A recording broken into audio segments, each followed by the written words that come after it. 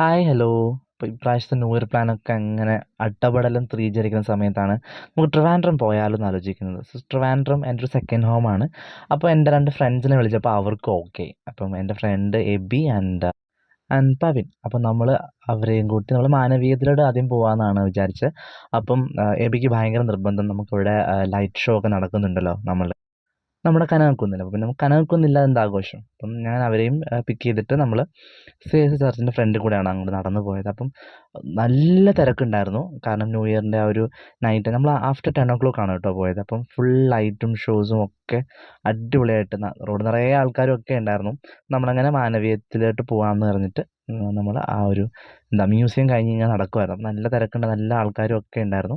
അങ്ങനെ നമ്മൾ എന്താ പറയുക, കനകക്കുന്നിൻ്റെ അവിടെ എത്തിയിട്ടുണ്ടായിരുന്നു.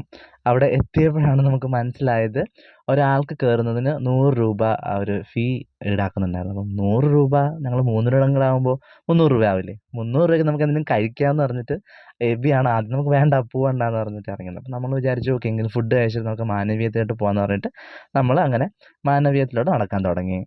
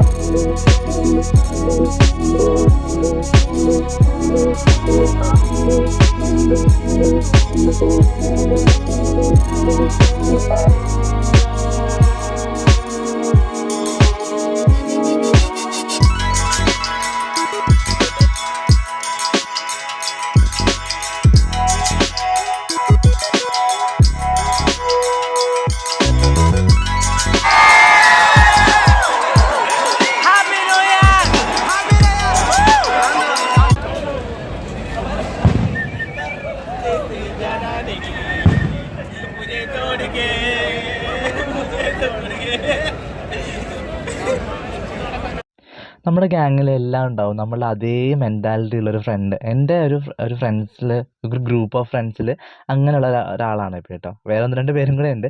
അപ്പം നമ്മൾ ഒത്തുചേർന്നാൽ പിന്നെ അവിടെ ഫുള്ള് ഇങ്ങനെ വളിപ്പടിയും ചളി അതൊക്കെയാണ് കൂടുതലും ഉണ്ടാവുക. അപ്പം ഞങ്ങൾ അവിടെ ഇരുന്ന് ഫുൾ പാട്ടൊക്കെ പാടുന്നുണ്ടായിരുന്നു. പോകുന്നവരും വരുന്നവരൊക്കെ നമ്മളെ ശ്രദ്ധിക്കുന്നുണ്ടായിരുന്നു. നടുവിൽ ഡാൻസ് കളിക്കുക.